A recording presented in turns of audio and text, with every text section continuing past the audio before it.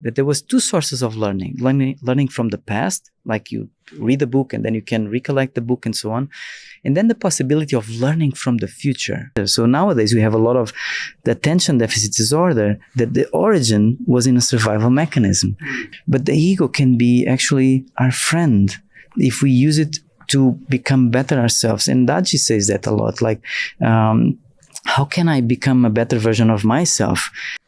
Do you really want to meditate?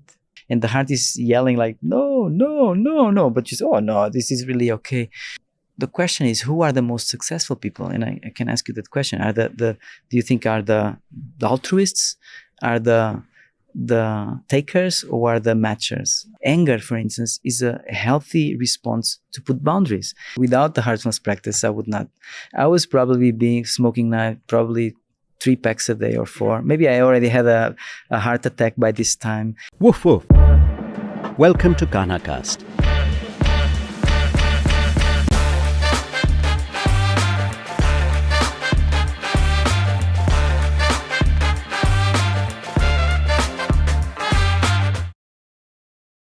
Today I'm speaking to VASCO GASPAR. VASCO is an international author, speaker, and facilitator. He organizes programs across the world that bring together science-based methodologies such as mindfulness, presencing, heartfulness, internal family systems, polyvagal theory, and compassionate inquiry. Recently, VASCO was in Kanha Shanti Vanam, where he organized a Deep You retreat. We caught up with him on the sidelines. VASCO, you travel the world as you're an author, you're a speaker, you hold coaching programs, there's so much that you do, and you travel around the world. And you recently held this very intense program in Kanha itself called the Deep You Retreat. Yes. Which was larger than most programs that you hold, actually, because there were 100 people. So what was it that stood out for you in this? How did you manage this group of diverse people? Because usually you said you manage about 20 to 25 people in a retreat. But here there were about 100. Mm-hmm. So I'm used to large groups, but more in other settings like keynotes and so on. But in the Deep You, as you were saying, it's like an intimate, let's call it sacred space that we try to create. And I was a bit afraid to see how is this going to work with 100 people. But the good thing is that I'm not the only one holding the space. So I was probably more visible because I was facilitating and I was kind of guiding the program. But there was, I would say, more than 150 volunteers from Kanha, preceptors, people from kitchen, of course, the co-facilitators, Maria, Stan, and so many other volunteers like the tour guides. I don't know, so many names that I'm not going even to start saying names because then the conversation was just saying these different names. So in a sense, it was very easy because not only there was these volunteers, but there also was this collective energy of the space that was holding us together. So this makes the whole difference. The beauty of the space, the presence of the space, the sacredness of the space, the stillness of the space. So, and that makes my work really easy because my work is okay. I just say a few things and then put people together doing exercises and to have the possibility of being held, myself also being held by so many people, makes my work really easy. And then it's really about creating a safe container for people to know each other, know themselves, connect with nature. And so my work in that sense is easy because it's more about creating a safe container. And it was really touching to see that it can be 100, but it's not about the size, it's about the depth of the container. And with a large group of people, like in a magical place like this, and with divine guidance present, it's kind of easy. And actually in 2018, I had the opportunity also to be here for the youth seminar. And in that case, it was 1,000 people. So I was just having like few conversations, like few sessions, like 1 hour session, 2 hours, 2 times a day, 1 hour session, along, I don't know, 5 days or so. And the quality and the depth of the space was also there. And again, I think most of the secret, the sauce, let's call it like that, is the invisible. It's not the visible part. The visible part is the easy part, like speaking about the container, the contents or whatever. But the container itself, the invisible that people feel, that your nervous system feels when it enters the room, that is the most tricky part to hold. And I was concerned with, there was such a diversity of people in this program, people in their 20s, people in their 80s, people that are meditating for, I don't know, 50 years, to people that was the first time meditating, people from different religion backgrounds, like from Muslims to Christians to, I don't know. So I was a bit anxious, let's put it like that. I had an anxious part to see how is it going to flow, and this was a prototype, and I was open with people that this was going to be a prototype.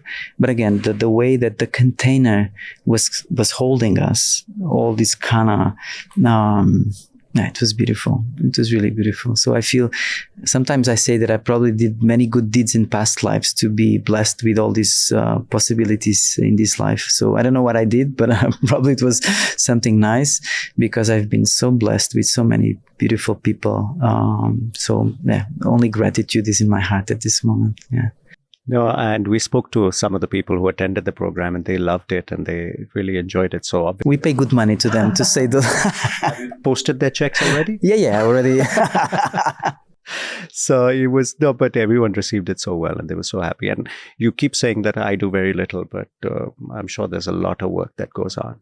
I'm just being a channel for something, so it's easy in that sense, yeah. But you mentioned there is also that level of anxiety that comes when something new, you're doing something new, you're doing unexpected.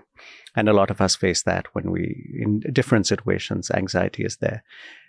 And sometimes what can happen is that anxiety you can translate into the atmosphere and everybody kind of picks it up. And that kind of, how do you avoid that? How do you avoid that in a setting like this where the atmosphere is very important? So there's many things. So about my own anxiety, the way I need to do my own homework. Okay. So, of course I've been doing this for 15 years. So there's anxieties. I imagine it's a little bit like being a musician before entering the stage. There's always this stage anxiety. And I think that's good because it puts us present and not thinking, oh, I'm the best one, I'm going to play, whatever. So I think anxiety in this case is very, very good to put us in, like, checking ourselves. And of course, the way I do it is through my own practices, the way I meditate, the way I do my cleaning, the way if I have sittings or not, if I slept well or not, the food I eat. So all these things, it's very important for me as a facilitator, because, for instance, if I don't sleep well, I'm not going to be so sharp to be able to, I don't know, tell a story or to make a connection. If, for instance, while people are arriving in the room, even now, before we starting this conversation, I was doing a little cleaning and praying for me just to be a channel for something to flow through me, and basically stepping out of my own way. Because if I'm staying here trying to say something wise or intelligent, it's not going to work. So it's kind of a paradox. I need to go out of my own way and to be able to be a vessel for something. And that takes work, takes a lot of mistakes. I've been doing so many mistakes in these past 15 years with people, trainings and keynotes and so on. Sometimes I finish a keynote and I just want to hide in the hole, like, and cry. But that brings also some humility in a sense that, okay, what went wrong? How can I do it better? And again, in the container to really try to, it's difficult to put into words, but there's so many things that we can work on the setting. Things from the sound that is playing, the way the chairs are, the beauty of the space, even, for instance, in Portugal, the DPU original program is 3 days. We have a scent that there was a I don't know how to call him, like a designer of smells, of scents. He's a professional person that worked with aromatherapy, and he designed a specific scent for each day, which has an intention. So working very much with intention.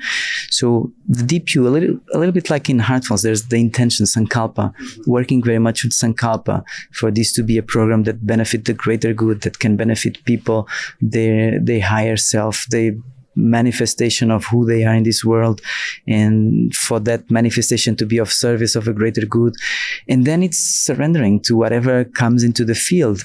I don't speak so much about this to people, and I'm opening this online for it to be available, but most of the work is on that invisible side. So of course the visible, I've been trained in these different technologies and practices in the last years, and of course that requires effort and time and dedication, but most of all is about working on the subtle level, and praying for I hope we survive. And you've done these programs with people from all parts of the world, all cultural backgrounds, and an important component of these programs is music and poetry. How does it work with different cultures? Does it cross the barriers easily? I feel so. And one of the things I always suggest, because we all different, right? And I might be putting a music that might be very touching for me and opens my heart. And it might bring a sad memory to someone and like touch a deep, I don't know, pain inside. So, but one of the things we always try to bring into the field is for them, imagine a poem or a music or an exercise or a sharing, that everything, to approach everything as an experience. And you just try it out if you feel safe. So the importance of safety in the container for me is what is most important, is to have a safe container. And if they feel safe enough to try it out, or listen to a music, or just lie down for 5 minutes, like taking a rest as we do after lunch, try it out. And if it's helpful and useful, you take it with you. If it's not, just leave it. So, but have an attitude of like a scientist or someone that is curious to experience something, and you are the expert. So we are just creating a installation, like an art installation, and you just go through this installation. It's almost like sometimes I say that before the program, we go into this like journey, and we're going to have almost 50 or 60 stops, trying many different things, and some people will touch you, and some things will probably upset you. So we trust that you are profoundly wise, profoundly sane, profoundly capable to discern if this is going to be useful or not. And if yes, you're going to take it with you. If not, you're going to leave it. And if you don't even want to try it out, the only requirement is that if you don't want to do it, you just don't do it, but allow others to do it. That's all. You don't want to do something. That's really, you don't want to meditate. Perfect. Okay. You must have a good reason not to do it. And you don't need to even explain to me, give an excuse, whatever. You don't want to, I don't know, do something strange with your body, moving your body, which for some people, especially for instance in this culture, we invite people to go into these social presencing theater exercises, which involve moving the body and touching each other, of course, with a lot of respect. And it has a purpose. But some people don't feel comfortable. So they just don't do it. And they have other possibilities. While we are doing this, they can go outside and they can be doing a deep dialogue. So the idea is to have different entry points for people: the body, the mind, the heart, the dialogues, the connection with nature. And I believe that if we offer a safe container for people to try these different things, I believe that at least there's something that will touch your heart, that will put a little tiny seed that will allow you to remind yourself of who you really are, that you are much bigger than you think you are, and at the same time much more insignificant than you think you are. So it's kind of the both. Paradox. Yeah, this paradox of that if you really dissolve yourself and be of service to life, it's really about what is life wanting to live through me? Can I be a dancer? Actually a dance for life to dance me and to surrender to life. And if I'm able to do that and step out of my own way, if my little ego that wants to achieve something or to be seen or to be loved, we all want to be seen and loved and feel competent and so on. We all have these needs. But at the same time, if we allow ourselves to be open and to be touched and to recognize that innate basic sanity that's inside, we are able to manifest it in the world, and it can be manifested as a shoemaker. If I'm a shoemaker, how can I be of service to make the most beautiful shoes? If I'm a media artist, how can I allow myself to be of service of my art? If I'm a business person, how can I allow my business to maybe serve a greater good? So we believe, this is our belief, maybe we are just being naive, that we all have this innate basic goodness inside. And if people connect with that sanity inside, and you connect with the sanity with each other, and connect with the sanity of this larger being, you can call it God, you can call it life, you can call it master, life will be easy for everyone. Doesn't mean that there's no challenges, of course. There's a lot always, but the challenges will be probably faced also with a different perspective, that, oh, maybe this challenge is coming for me to break a little barrier of my ego, or for me to learn something new. So I don't know if I'm answering your question or if I'm just rambling around. So, yeah. No, but it's interesting that you mentioned the ego, and, that's something that, the paradox that you said, you are the most amazing thing and completely insignificant. You're the most significant thing, you're the universe, and also you're the most insignificant thing in the universe. So the ego sometimes can put us in places of, we get hurt, we get angry, we react. Why is this person not listening to me? Can't he understand me? And I'm not important. Yeah, whatever. And I told you so. Yeah, yeah, that's a famous. I told you so.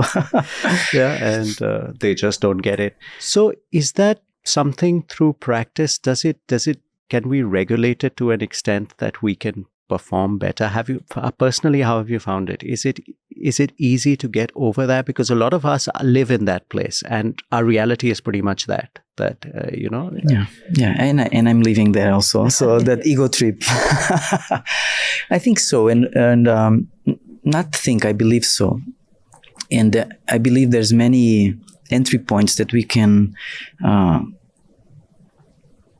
help the ego to dissolve.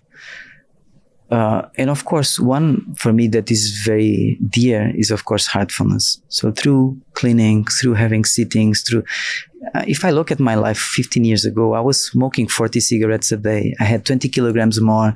I was a workaholic. I'm a bit a workaholic, by the way. So I was drinking a lot of alcohol to relax, and basically I was trying to find ways to regulate myself and not to touch the pain inside. And basically the ego was just trying to protect that pain. So these layers of the ego, basically I believe they are in here many times to protect the wounds that we, I don't know, imagine my father didn't saw me when I was a child because I was the youngest brother, or he was stressed out, whatever. So we all have these stories, or I was abused as a young person, or in school people laughed at me, or whatever. So we all have these stories. So and not to touch those wounds of I'm not important, I'm not competent, I'm not good enough. So we all have these burdens and these exiled parts that we don't want to touch. So, and then we create these covers to not touch these wounds. What these covers don't know, these, let's call it parts of us, like these sub-personalities don't know, is that we are not that age anymore. Almost like they were useful and helpful. For instance, imagine a child. If you are 2, 3, imagine you are a baby, even like you cannot even speak. So you have needs, you cry. Imagine you cry at night. And when you're crying, imagine that your parents don't pick you up, which is very common. Actually, many medical doctors say, don't pick your son. So what is the message that the child receives if he or she is crying in the middle of the night, in stress, in pain, maybe feeling pain? If the person that is supposed to take care of him or her is not picking him or her, there's an implicit memory that I'm not important. My needs are not important. And to deal with that pain, we need to develop sometimes a way to not feel the pain. And sometimes a easy way to do it is to disconnect, to dissociate. And many parents do this to the kids, not because they're bad parents. Many times they're doing this because the medical doctor said you should do this for him or her to learn that there's times to sleep and so on. A baby cat doesn't do that. A mother cat doesn't do that to the baby cat. A mother dog doesn't do that to the dog. So we developed these strategies to deal with pain, like, for instance, dissociating. If the pain is too much, for instance, if the pain is too much, the baby might dissociate. Or if there's a lot of stress in the house, everyone is screaming, the baby dissociates. So why does he or she dissociates? Because it's too painful. And then what was useful to deal with pain as a coping mechanism, as the child grows up, it develops maybe as a problem like ADHD, so attention deficit disorder. So nowadays we have a lot of the attention deficit disorder that the origin was in a survival mechanism, was to distract ourselves because it was too painful. So why am I saying this? Because we develop these layers of ego many times to protect the pain. But the good news is that there's possibilities, and through, again, cleaning, through sittings, through therapy. And I would not say every type of therapy, but some specific types of therapy that are trauma-based, such as internal family systems, IFS, such as compassionate inquiry, such as somatic experiencing. They go to the root of the trauma and they allow let's call it samskara, to be released. So they are not spiritual practices, but they can help release some of these samskaras, some of this pain to be released, and for us to integrate ourselves. So coming back to your question, I feel the more we are able to release these burdens inside, the more we can still notice that, I have this part of me that is a perfectionist, or is a part of me that is a striver, or this part of me that is a joker. And I can still have these parts, and they can be very useful and helpful when they are useful and helpful. But when they are not, I can ask them to step back. I can ask them to imagine if I'm standing in front of a group of people speaking, and there's a part in me that I notice that is kind of coming and want to be seen and be important and to say, I don't know, like wise things. And I notice this part sometimes coming here in this conversation. And most of my work is to be aware and to say, can you please just step back. And to say, thank you. You're trying to help me. You're trying for me to be good in this conversation and to show to the camera, whatever. Thank you. But you're not needed now. Just stay there in the back. And I like you. Thank you so much. You're very helpful and useful in many, many times, and especially in the past. But now in this moment, just trust, just surrender, let go with the flow. So most of the work, at least as a human being going through life, of dealing with the ego construction. In the last 3 years, for instance, I've been doing so much therapy on myself. So I did it because I was going through this program to become a certified therapist in compassionate inquiry in internal family systems. So I needed to go through it. So in the last 3 years, I had more than, 100 therapy sessions myself. And I noticed that many layers of my ego were dissolved. So I still have a lot of work to do,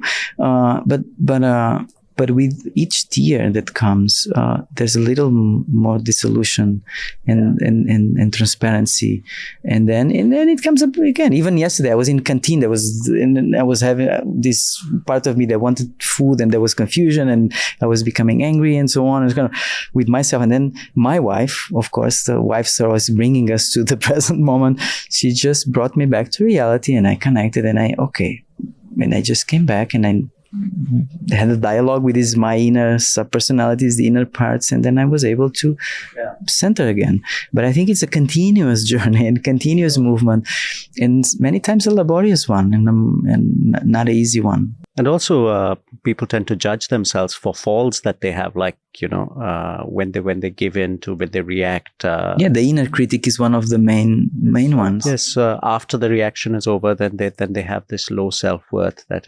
Why did you always say that. I'm just a terrible person. I should. And that is a learning coping mechanism, because it was very helpful at some point, especially if you have, for instance, if you had people that were very critical of you when you were growing up, like a parent or a teacher. We develop these parts, like an inner critic part, for a good reason, because if I criticize myself first, I make sure that the others will not criticize me after. So it's good. It's good that we have this part that is like trying to put us on track. But the problem is that when these parts are crystallized and they become part of the personality, and you cannot imagine, Rudy, the amount of people during the DPU program, not only here, but every time, they come to me with this pain of, actually, there was a woman, I think I told you the other day, that came to me after the program, and she said, I'm 60 something years old. I attended many seminars in my life, and this was the first time, the first seminar, I allowed myself to be fully me, without. So that for me was a sign of safety, that she was feeling safe with herself first, safe with others, and she was accepting that she was not perfect. She had this part. She has the inner critic. We all have these parts, and the beautiful thing is that these parts are always trying to help us. They always have a good reason. We tend to see ego as the bad guy, but the ego can be actually our friend if we use it to become better ourselves. And Daji says that a lot, like, how can I become a better version of myself? And if we allow the ego to drop the burdens, the pains that we are holding, that again, it was helpful and useful to hold them when we were a child. Because even, for instance, a child doesn't have the capacity to self-regulate by themselves. So he needs an adult to regulate. So if you're crying, there's no adult for some reason, you need to stuff that inside. So, but then the thing is that we forget about it, and it's there. But as we release those things, we are more able to be connected with, again, our self with a capital S, or divine light, if you want to call that, use that term, with that innate basic goodness and sadness as well sometimes, but that innate basic sanity and goodness inside. Yeah. It's interesting that you mentioned sadness. It just came up because actually for some, there is a kind of sadness to, and it's kind of almost a sweet melancholy in a way. It's kind of a remembrance, but not really of what you don't know. You don't know what you're remembering, but you're nostalgic about something. It's something like that. So that is a very valid experience that people have very often, Not everybody experiences just the innate goodness all the time. There is that sadness, but it's tinged with, I suppose, a little, memory of something. Yeah. And also, I had a teacher, I have it, and I still have, called Arawana Ayashi. She's from the Presencing Institute. And she normally used this term, sad, joyful heart.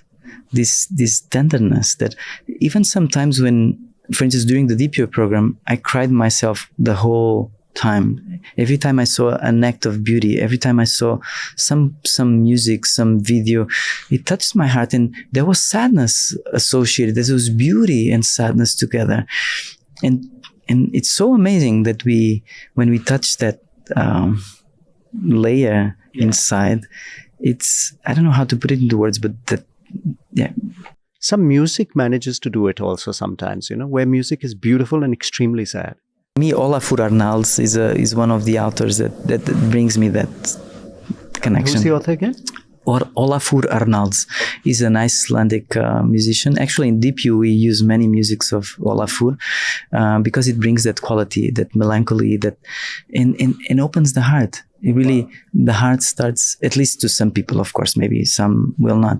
But for many people, it creates some opening. Actually, we start the program with one music from him called This Place is a Shelter. So that's the intent. People don't know the name of the music, but the intention of the music is this place is a shelter. And it's such a beautiful, inspiring, beautiful, sad music. Yeah. For me, the Armenian duduk, the flute that it's the duduk flute has this really sound that seems to come, deep sound and melancholic, but extremely beautiful. So it's an interesting state that sadness, happiness. And how did you get involved with presencing, with mindfulness, with all these different, and then of course heartfulness? Was it something that you said you were a workaholic? So you were in a corporate job, or what was your background? Yes, so I was. Let me get back. So in 1997, I read a book called Celestine Prophecy, or I think that's the name, and it opened something inside. So a possibility of something. But then I didn't have a teacher. I was a student in university. I didn't have a teacher or a guide to guide me. So then I just got back again to my unhealthy way of living. Then I studied as a psychologist. I became an organizational psychologist. I was working as a consultant, HR consultant, and then a process consultant in a company. And I was working a lot, smoking a lot, and so on. And then I read another book called A New Earth from Eckhart Tolle. And that book opened again a longing to find something that I didn't know, almost like a memory of something that I knew it was possible, but I didn't know what it was. So that embarked me on a search, a quest, and I started reading a lot of books on happiness, well-being, spirituality, philosophy. So I was kind of, something in me was really, I would say, eager to find something.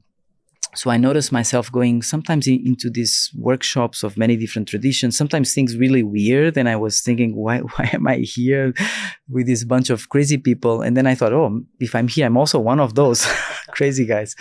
So I was there and I was trying many things and I was seeing value in all of them. So, but something inside was not feeling, that was something still missing. At some point, I also tapped into this book called Theory U from Otto Scharmer, Presencing Institute, and this notion of living from the emerging future, that there was two sources of learning from the past, like you read a book and then you can recollect the book and so on, and then the possibility of learning from the future, almost like you tap into a deeper source of wisdom and you learn from the future that is emerging. Almost like if you're driving in a road that you don't know, you need to be driving from the emerging future. The future is literally in your direction. You need to be very aware and sense. And so if you're going in a road, you might even sometimes forget, and you arrive home, you don't even remember the road. So I was puzzled by this notion of living from the emerging future. So at some point I was having this in my quest of finding something. So I decided to go to meet a healer. And this healer, she was a preceptor of heartfulness, Anna Sampo. And I was with her, and at some point I mentioned my interest in meditation, that I was been trying so many things. And she stopped and she looked at me and she said something like, "Do you really want to meditate?" But that was almost like a challenging question. And a part of me said, "Of course I want." And another part, like a arrogant part, let's call it like that, thought, "Oh, I already know what is meditation, but I will give it a try." So I came to her and she said, "Okay, we have this Sahaj practice." And she didn't explain too much. So we just sat and she briefly explained me the practice. And she just said, in this practice, this tradition, we meditate on the divine light in the heart, the source of divine light in the heart. Please start meditation. And I closed my eyes and I thought, what am I supposed to do? Should I imagine light? Should I recite light, light, light? What color of light? So I was having all these bunch of thoughts. And after a while, she said, "That's all." And I thought, "That's all." But we just started and just saying, "That's all." But then I looked at my watch and 45 minutes have passed. So that somehow caught my attention. So I came the second day. And again, she explained briefly some things. And again, "Please start meditation." And again, my mind was completely confused because my mind was used to instructions. You should do this and you should laborious achieve something, pay attention to the breath, whatever, or other practices. And again, my mind was wandering. But this time I noticed that there was a stillness in the body that was not in sync with the mind. So the mind was all over the place, but the body was in a stillness that for me was new. So there was something that was getting my attention. And again, she said, "That's all." And again, I noticed the watch, 45 minutes have passed. And again, this was not my experience, because with other types of meditation, sometimes 5 minutes seemed like half an hour. And I was just sometimes in my mind thinking, oh, please say that, please ring the bell or whatever. And in this case, it was the opposite. So the third day I came. And this last time, this third sitting, I just decided I'm not going to do anything. I'm just going to sit, open my heart and wait. And in this day, I just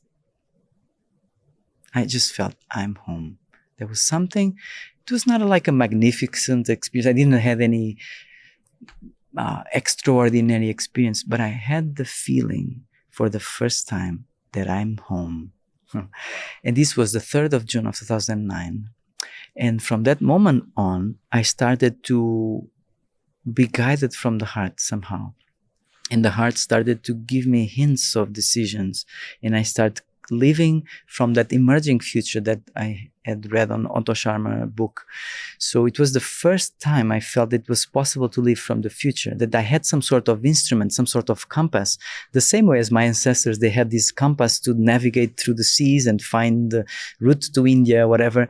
I found that somehow I had a compass. This was not conscious. Now I'm making sense of it looking back. But at that moment, it was more like a felt sense.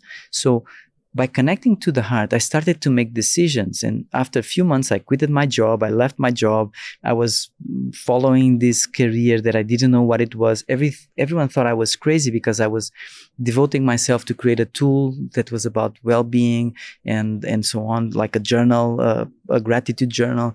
And I was gifting this to the world without charging money. So everyone thought that I was somehow crazy, like pursuing. It was so. And then I was here doing this, and then this thing led me to the next thing, which was to create an online program. I was creating online programs. At that time, they were not quite kind of the beginning of online programs, training programs. And that led me to then become trained in mindfulness, in a protocol called mindfulness-based emotional intelligence, a program called Search Inside Yourself that was created at Google. And I had the good fortune to be one of the first 30 teachers in the world to be trained in 2014.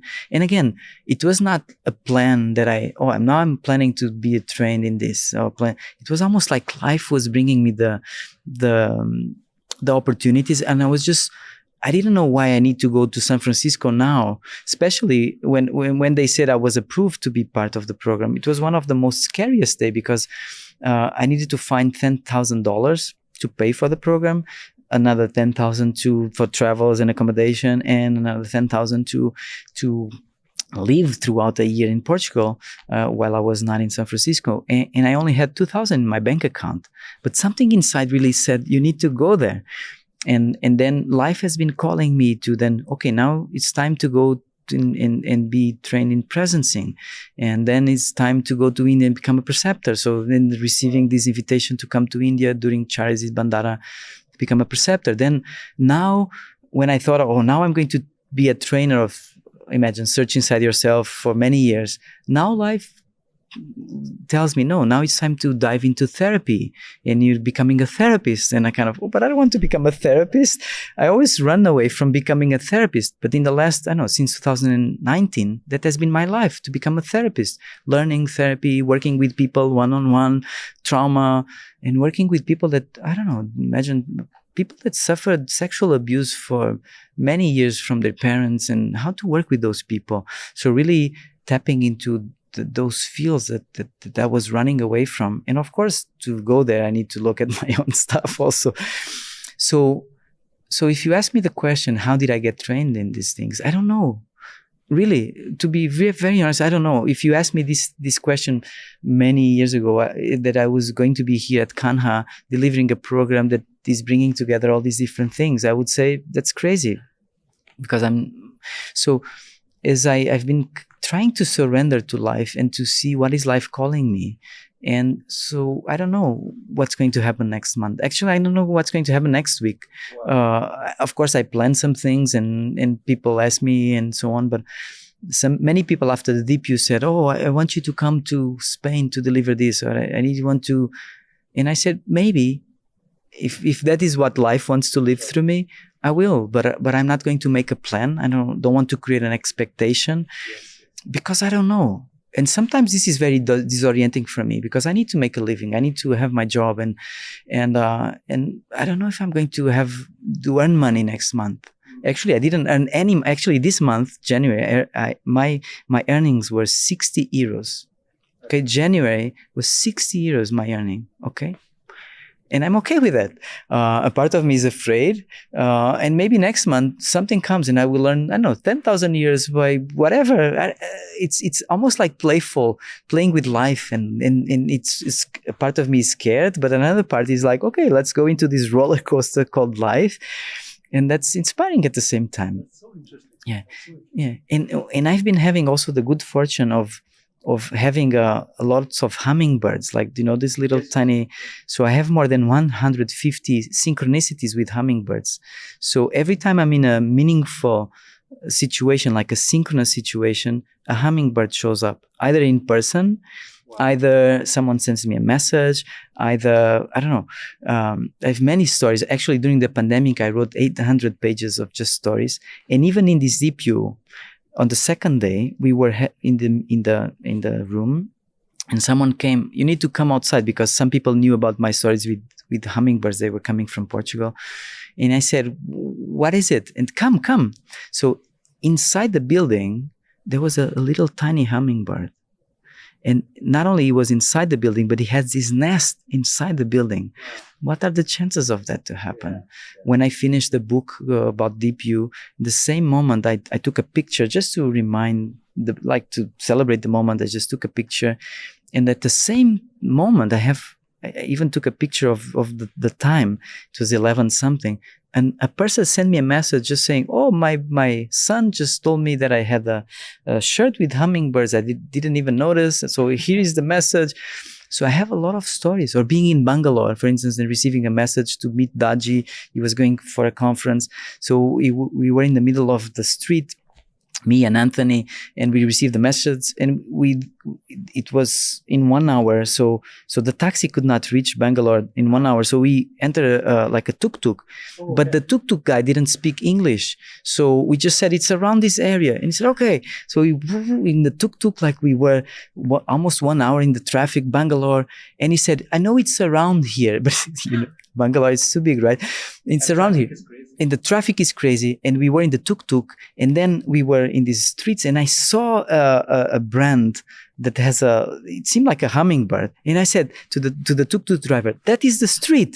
And the guy was looking at me. How does he know? And I said, "That is the street." So the guy turned around, he enters the street, and it was the street. Wow. It was the street. It was right after that building. It was the building where Daji was going to give a lecture. Yeah, we have those small birds called sunbirds here, no? So like hummingbirds, yeah. Yeah, so maybe it was a sunbird. I don't know, but sometimes it doesn't looks need exactly to be like a hummingbird. Yeah, it doesn't need to be a hummingbird, but at least it works. But it took you to it took me. I think it's actually, in that case, it was a kingfisher. Oh, wow. It was a brand that has a kingfisher. Anyhow, but it works. So I have many stories with hummingbirds. Many stories. That's amazing. Yeah. So other people have other types of synchronicities. Absolutely. Say they see butterflies. They look at 11. Numbers, also numbers. Yeah. A lot of people have the numbers. In my case, it's hummingbirds for some reason. So it's almost like road signs because I'm always lost in this life. And then sometimes I'm in this meaningful situation. Then a little hummingbird shows up. That's so beautiful. That's so beautiful. But a lot of people would be petrified of living life like that. I'm too. Because there's such a lot of glory put to planning stuff and organizing stuff, and a lot of people value that. Yes, a great deal.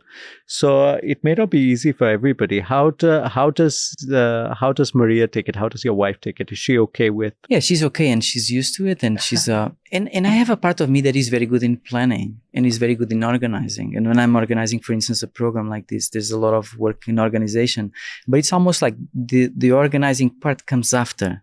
So it's not about like I'm going to put a plan for the future. It's more about waiting for an invitation to come, a direction, and then after the direction, the mind comes and plans and structures. So it's not almost like I'm always lost and where am I going to have dinner? Where do I live? So it's not like that. So, but it's more like most like waiting for something to come, and then when that invitation comes, the parts of me that can structure, that can organize, they are active. The mind, those parts are here, and then I'm very grateful to have that capacity. But it's not planning for the future. Is waiting for the future to say what is it supposed to do, and then I plan afterwards, or I plan as I build the plane as we are moving. Let's put, and of course I have the blessing also. Maria, she has a full-time job, but she's a very good planner, and in this TPU she was taking care of all the logistics. She and many other volunteers like Ravi and many others, Arpreet, and again, if I start saying names, I will forget a lot of people. But there was many people also working and holding that organization part. So, but yeah, it can be very scary, and I have parts that freak out with when I really think about it. Again, if I think that I just earned 60 euros last month. But I trust there's an inner trust that something will emerge in the now. Yeah. You mentioned learning from the emerging future, right? And you use the analogy of driving down a road that you've never driven down before. Something I experience is that there are roads that we have experienced before and we drive down them frequently, and we tend to get complacent about it. I mean, I have a road that I've driven down. I mean, I could joke that I would drive blindfolded down this road. But that's where I had an accident, the road accident that I had, because you don't think about it. You're like, nothing can go wrong on this road. So is there a case for treating every road as a new road at all times? Oh, that's an aspiration, at least for me. In Buddhism, in Zen Buddhism, they have this term, the beginner's mind, and I think I imagine that's possible. I don't know what is that also, because many times I find myself in that road that I already know this, and normally there's when I do most of my mistakes is there. Even sometimes, imagine if I'm doing a keynote speech to a company, and if it's something that I did many times already. Sometimes I relax a little bit, and those normally don't go so well. When I'm having this bubbling energy, and I need to be really present and alert and really be aware, those are the moments where I can allow myself to surrender and to let go. But I can fully resonate with that, because it's very easy when you start, oh, I already know this.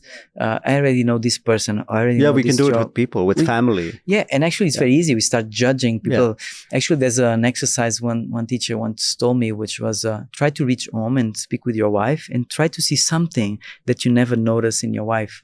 And it's a nice exercise, because you might notice, oh, she has a sign here. I never noticed that sign. Of course, you don't tell or she has a little gray hair here, or she has a whatever. So to try to see life as children can see, as something fresh and new, it's something that we can train and we can remind ourselves. But it's not easy, because also it saves our brain is also tries to save energy. So sometimes it's helpful and useful to be able to be doing two things at the same time. Be driving and having a conversation with someone, and it's also a nice thing, nice capability.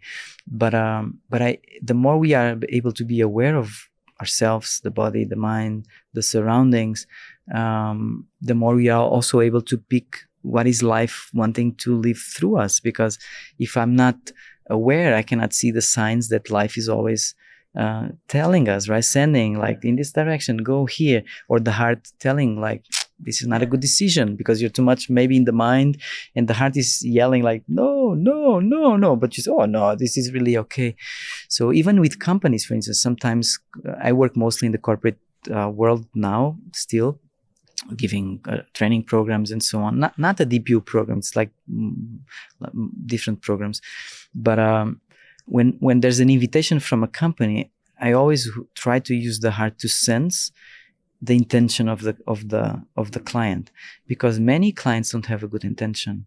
They might be wanting to bring imagine a well-being program, just wash their hands and say, okay, they are burning out, but we offer them a well-being program. It's not our fault. We are doing or we are just doing this to show in the whatever report. So I always try to sense, and actually there was once, I'm not of course saying the name of the company, but it's a very well-known company. And the guy told me, oh, we want to do, I think it was a mindfulness program. And I asked, why mindfulness, and why do you want to bring this to the company? And the guy said, oh, because people are burning out and we still want to increase the speed and we don't want them to burn out. And a part of me was shocked, like the cold way he was saying that. And another part was grateful that he was being open with me, honest. And I was also honest and saying, maybe I'm not the right person for you to work with. I respect your intention, but I will not be comfortable with my heart if I accept and it was a big money project. But so the heart allows to also, as we know, to sense, should I take this or not? Should I? And even if the mind is in autopilot mode, if we have this training, which I believe heartfulness, at least for me, has been giving me this sensitivity to intuit, to sense, it makes it easier to make decisions. Even if sometimes the mind is completely not knowing, not understanding, why are you making this decision? But if the heart is at peace, the mind is at rest, right? But it's a difficult decision to make, of course, because even with the tools that heartfulness offers you, those could also, there's this mindset of, oh, everybody is your brother and sister, so how can you judge them, you know? So it's like your heart is saying no, but then there's a voice saying, but no, but it'll help in the end. The intention is not right, but you know, it's like it will help them only. Nothing can go wrong. So it's difficult to discern. So you really have to tune in. It's like finding that, you know, those old radios, finding that station was so difficult. You just turn the dial a little bit more and you would lose it. And so listening to the heart is not that simple, actually. It's not that simple. That's why it requires practice. That's why we do the cleaning. That's why we meditate every day. That's why we make mistakes. That's why we pray for forgiveness of those mistakes. So, because it's a continuous journey. And the moment we think, oh, now I'm there, go back to the first, go back. Yeah, invitation for disaster. So it requires this fine tuning. And even the part of you that you were mentioning, oh, this person, I want to help. It's good to check with the part. Where is this part coming from? Is it coming from a place that I want to be seen as a good person? And if I'm afraid of saying, if I say no, I'm going to be a bad abhyasi, or where is this coming from? Because sometimes actually there's a very interesting study from I think it's Columbia University. It's from Adam Grant, and maybe forgive me if I'm not replying, not how to say, sorry, sometimes my English acknowledging correctly. So, but he tried to see who are the most successful people. Are the altruists, the one that start the relationship saying, how can I help you? Are the takers, like the one that I just want to take from you and whatever I can take? Or are the matchers, like the one that I give you something if you give me something? So he was curious. So he studied at least 3 in this particular book called Give and Take, 3 different types of people, engineers, medical students, and the other I don't remember. And he was curious. So the question is, who are the most successful people? And I can ask you that question. Are do you think are the altruists, are the takers, or are the matchers? I want to say altruists, but I'm sure it's the wrong answer. It's the right answer. And yes. And the question is, who are the kind of the least successful? The matchers? The altruists. Really? Yes. So the matchers and the takers, at least in this study, they are in the middle. So the majority of people are there. Sure. Okay. But the interesting thing was that the altruists were the most successful and the least successful. Wow.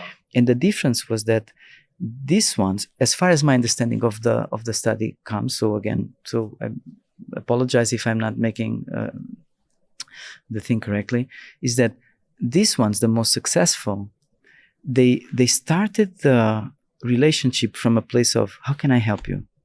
But if they sensed that the other was taking advantage, they were able to put boundaries and say no. While these other ones, they could not say no.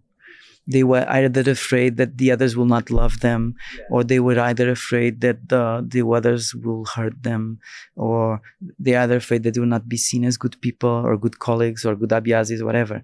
But these ones, they could ask questions like, why do you need this? So how can I be helpful? They could say things of, I'm sorry, that's not my responsibility. I cannot help you. So these ones would normally be, the takers would take advantage, while these ones are able to say no. So, and I think again, if you come back to trauma, many times the ones that cannot say no, it comes from a place of trauma. It comes of a place of, so there is no self-respect.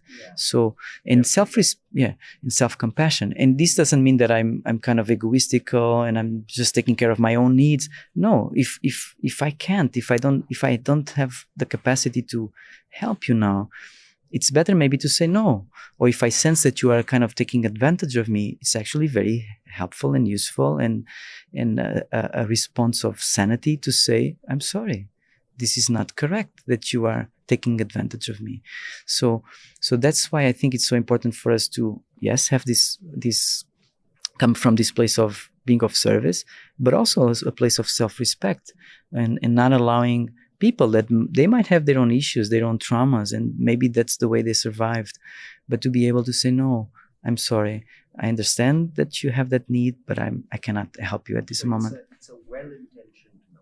It's a well-intentioned no, because the no, in this case, is to set a boundary. And the more clear are your boundaries, the more you can relate with others, the more others also respect you, and you can respect others as well, because it's clear where is the boundary. In all animals, the anger, for instance, is a healthy response to put boundaries.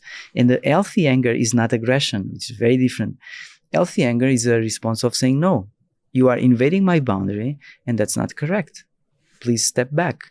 And it's not aggressive. It actually comes from a very peaceful, dignified space of saying no. And many of us, because again, our stories, the traumas, we are afraid of saying no, because many times that was a way to survive. Because if I would say no, maybe my parents would kick me, or my colleagues, whatever. So I learned to be very nice. And I know this very well. I have a people pleaser part in me that's very smiley, very nice. And sometimes people, when I say kind of a no, like, which is more like really no, they kind of become surprised, because they are not expecting that from this smiley part in me, like, to be really kind of no. And I need to balance also this other part, not to become into like an aggressive no. It's more like a respectful no. And this is something I've been working, for instance, in therapy, because I learned to survive in my context to be very smiley, always nice. I don't want to create any disruption in my context. So I needed to suppress my authenticity and to be able to stay in relationship, to stay attached, to stay connected. And many of us, we had the same response or similar. So yeah, it's come back to this self-respect and a respectful no. The thing is, I think often it's the way the no is communicated also matters a lot, because it can be communicated in an aggressive way. It can be communicated, but if your heart is in it, if your heart is, the intention of helping the other person is still there when you are saying no, that I suppose is something that we could all learn. Yeah. Exactly. And even say, oh, I'm sorry, no, I cannot, or I'm not the right person, but you try this. I can offer some possibilities. And that's one of the programs I think that Liz Kingsnorth does, called Heartful Communication. Yeah, heartfulness communication. Yeah. Because a lot of the misunderstandings that happen are because of communication, not because of intentions. Because as you mentioned, most people, there's an essential goodness in most people. Yeah.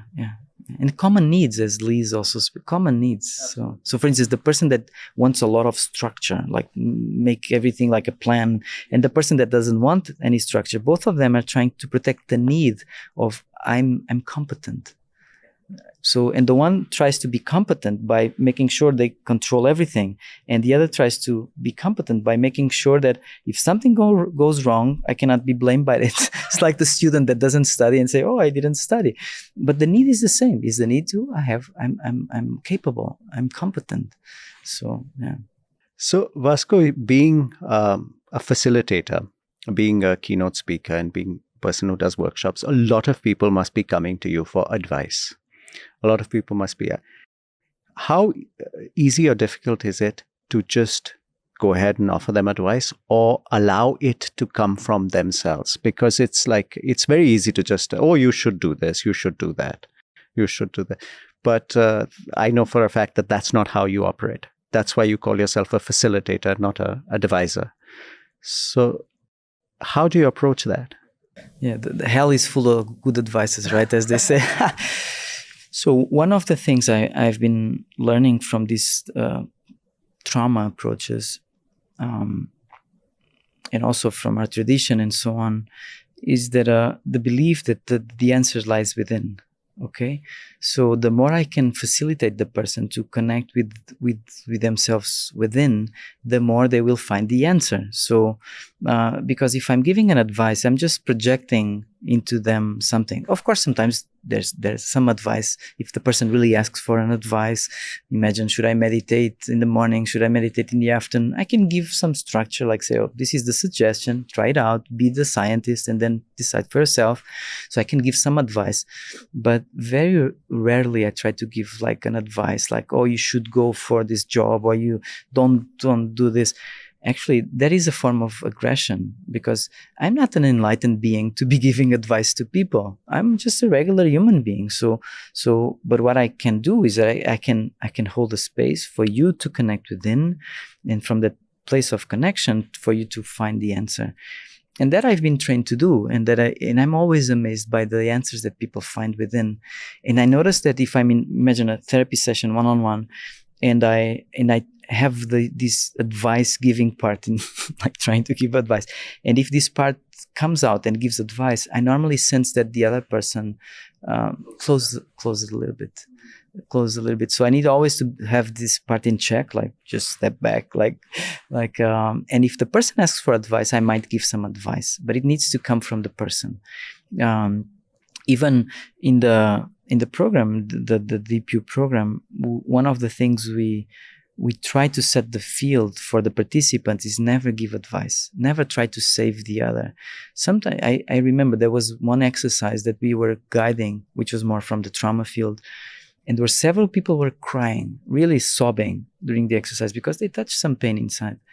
And I the way I set the field before was, if you notice that someone is like crying and so on, just be present. You don't need to do anything else. Just be present. Be a safe, regulating presence for that person. Maybe you can offer a tissue if the person wants, but please, please, please, please don't try to save the other.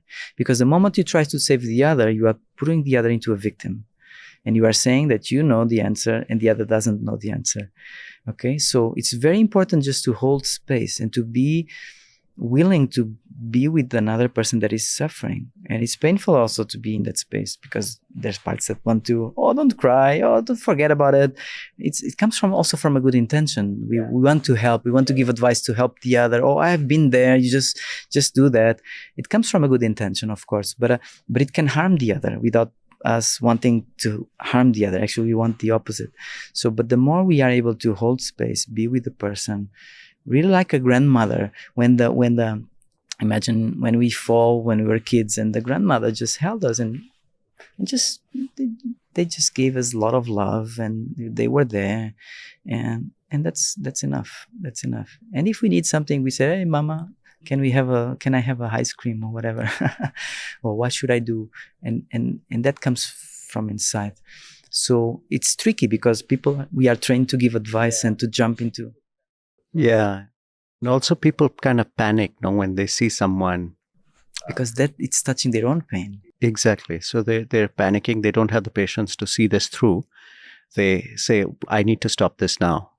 Someone's breaking down, someone's crying. I need to intervene. I need to save them. Yeah. So it requires a great deal of patience to just say, okay. Yeah, that's why the work of a facilitator is sometimes not easy. So sometimes people ask me, "Oh, how can I facilitate this program?" And it's the most challenging. It's not the theories or the content. It's more about working with yourself. And I remember again Arawana Hayashi, one of my teachers, she say, if you want to be a teacher of this type of work, in that case social presence in theater, you need to be able to be comfortable in situations where you're going to be very uncomfortable, where a group of people, there's a lot of tension in the room, and you need to be holding that tension. You need to be the almost like the Sponge soaking it in. yeah, you need to be the sponge. And then after that, you need to have practices to dissolve those samskaras, those burdens. I don't know if those samskaras, but I imagine so. So it's very much of the work is with you, to be a sponge, to be a vessel, to clean the vessel. And it's not about the content. The content is the easy part. It takes work, but that's the easy part. The other part, the emotional field, to hold the field, that's the part that is more tricky. There is not a plan how to deal, how to work with. It's very much about your own intuition in your own.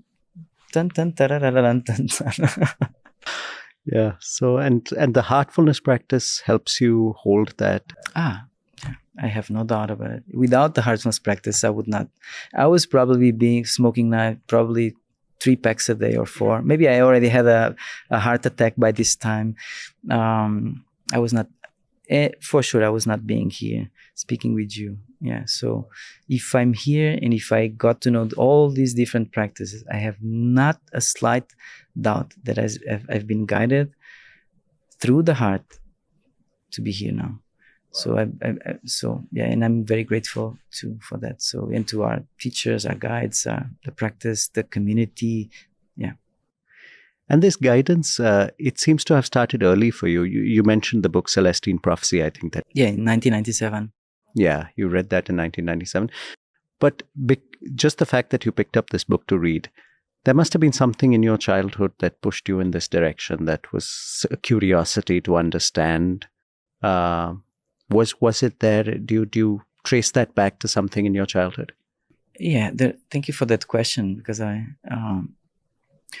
was very much a quiet child during most of as I was growing up, and I was very curious. I was always experimenting stuff and trying many different things. And I remember when I was maybe 6-year-old, I had this experience that I was almost rotating like a dervish. I never saw a dervish, but I was somehow rotating. For some reason, I was alone. I was home alone, and I start suddenly hearing voices, like a murmuration of voices. I don't know if that's the term. Murmuration is with birds, right? But like almost like there was a crowd of people speaking in a language that I could not understand, but they were surrounding me. It was like I would say 30-second experience, but it was very touching. I don't know what they were saying. I don't know if it was just a hallucination of my mind till this day, but it was some sort of a spiritual experience that I still remember today. And to hear these voices, very almost like they were praying, they were doing some sort of a ritual, and I was inside that room, and then it dissolved. So I don't know, maybe that planted a seed inside. And also, I had another situation when I was in my sex, drugs, and rock and roll kind of lifestyle, without as much sex as I wanted as a teenager. I had an experience with psychedelics, with mushrooms, which also opened me into some sort of dimension that I was not expecting, and I was kind of connecting with something. So I sensed that also opened some longing to the possibility that the reality is much more than what our eyes and our ears and our senses can perceive. So, but then it vanished. But I felt that there was always this longing inside for something to be felt somehow, like to be at home, to find home, to come back home. And again, when there was those sittings, again, 3rd of June 2009. From that day on, I barely missed one day of practice. Wow.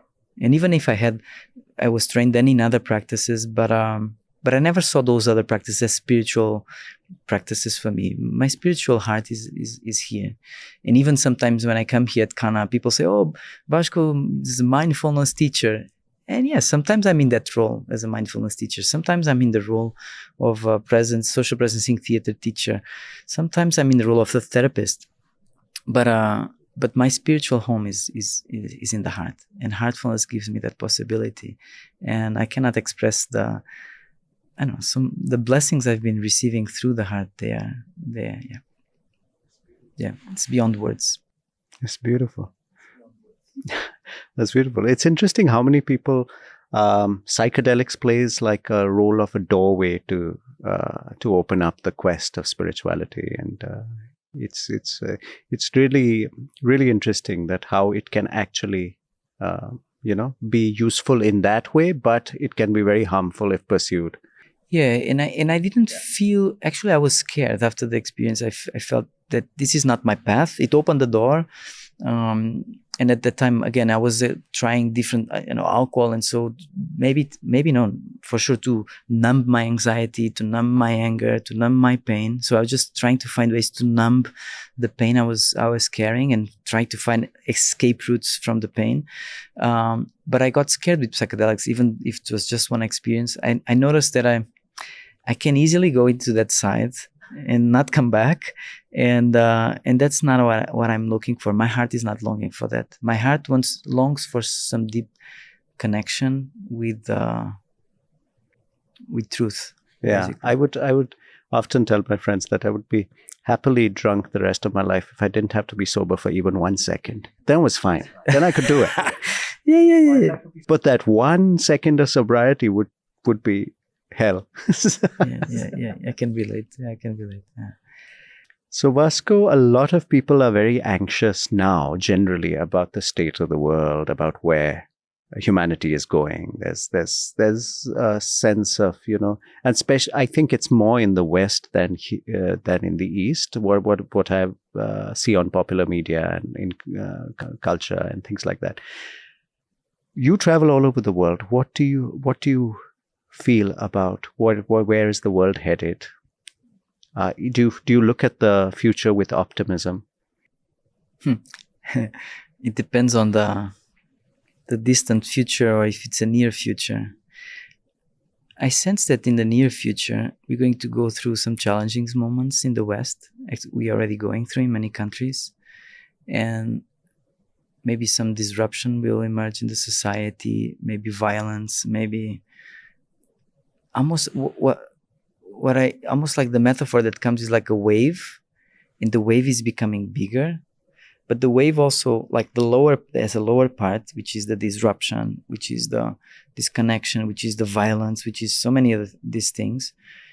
But it also has the potential of something new. And what I've been seeing and connecting is that almost these two things are present at the same time. I see a lot of people completely dissociated from reality, again, numbing themselves through work, alcohol, drugs, pornography, so many ways to escape reality. Sometimes even using meditation as a way to escape instead of something to connect. So we can use whatever we have at hand to dissociate. But at the same time, I'm seeing proportionally a lot of projects, a lot of people coming together, a lot of people finding solutions to deal with the ecological challenges, with the social challenges, with spiritual challenges. And again, using, for instance, meditation with a purpose to connect within and to really manifest who they are in the world. So I see both at the same time. And I'm curious to see the clash, because I sense that this, as Otto Scharmer says, and this is a term he uses, there's a new world dying. And we see that disruption in many places, especially the West. This old world is collapsing. Institutions are collapsing. People are losing the trust in institutions. Fake news, so many different things, like the rise of far right and these movements that are somehow disrupting a lot of things, and maybe far left as well. So I'm not taking sides. I just see these extremes, these polarizations. But at the same time, there's for instance, in Portugal, I see a lot of communities trying new things, trying this. So, and this is not visible. So what is visible through media is the disruption, the corruption, the wars, and so on. But Negativity speaks louder than positivity always. it sells more. It sells more. It's good for the business, while the good things are not good for the business. But just look at the examples like Kanha. And actually in the DPU program, that was also one of the intentions we had, was to show how Kanha and the heartfulness is bringing solutions to deal with the ecological divide and challenges in the ecological side, to deal with the social divide, and how people can co-live together and relate with each other from a place of respect, independently of the religion, background, of this age, of whatever. And also the spiritual divide, because this is the most challenging divide I sense we've been having, which is this disconnection from who we really are. Who am I? And so the amount of suicides in the West, I don't know in India, but in the West and in the world, actually, before the pandemic, according to, I think it was Oxfam, it was not Oxfam, I think it was anyhow, I don't remember the source. I'm not going to say sources that I'm not sure, but there was a source that suggested a study that there were more people dying from suicides than wars, natural disasters, and homicides together. So if you bring together these three things, there were still more people dying from suicides. And I believe that with the COVID pandemic and the social isolation and so on, this number raised even more. So, but this is me just guessing now, because I don't have data to support what I'm saying now. But at least even in Portugal, the rate of people suiciding, the famous people that everyone knows someone that suicided in the last, I don't know, 2-3 years. So yeah, there's going to be challenges, and I think we are going all to be called to, I think we chose to be here for that also, right? For some reason or another. But also there's the possibility of, from the disruption, for us to, so the old world is dying, but there's this new world emerging that also Otto speaks about. So, and I think Kanha is an example of the new world that is emerging. And there are many other projects. So not only heartfulness, as we know, so many other people coming together. Yeah, and I think one of the things that inspires me in Daji is vision also of unity, of bringing together everyone that is contributing to a greater good, to bring together, to join together, join hands, and let's co-create this new world together, knowing that at the same time there's going to be suffering, pain, disruption, and the more we can hold each other, the more we can create a generative social field that can be. There's a study, I think it's from physics or from biology, I don't know, when there's a lot of chaos, I think it's biology, a lot of chaos in cultures of bacteria, I think. If there's some of them that are creating a field of coherence, the whole field shifts. So if there's little pockets of sanity, the whole social field changes. So I'm not putting this as elegantly as I read it, but that potential of, imagine different groups of people coming together with the same purpose, they can affect the bigger social field and maybe allow humanity to do a little shift. Doesn't need to be a dramatic shift, but a little shift that makes us go in a more healthy, joyful, loving, caring, compassionate.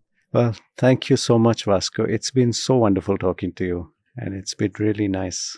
Thank you, Rudy. And I hope you come back to Kanha soon. I hope too. I hope the world allows traveling in the next near future. Yes. And it's thank you so much for taking time out. Thank you, Rudy. It's a pleasure and an honor to be here. Thank you, and thank you for your work. I'm a huge fan. Thank you. I don't do anything. It's just people like you who come together and. We are all co-creating this future. Yes. It's just the people coming together that happens. Thank you so much, Vasco. Thank you. Thank you for tuning into this episode of KanhaCast. Please follow and subscribe to KanhaCast on Spotify, YouTube, and Instagram. Until next time, woof woof.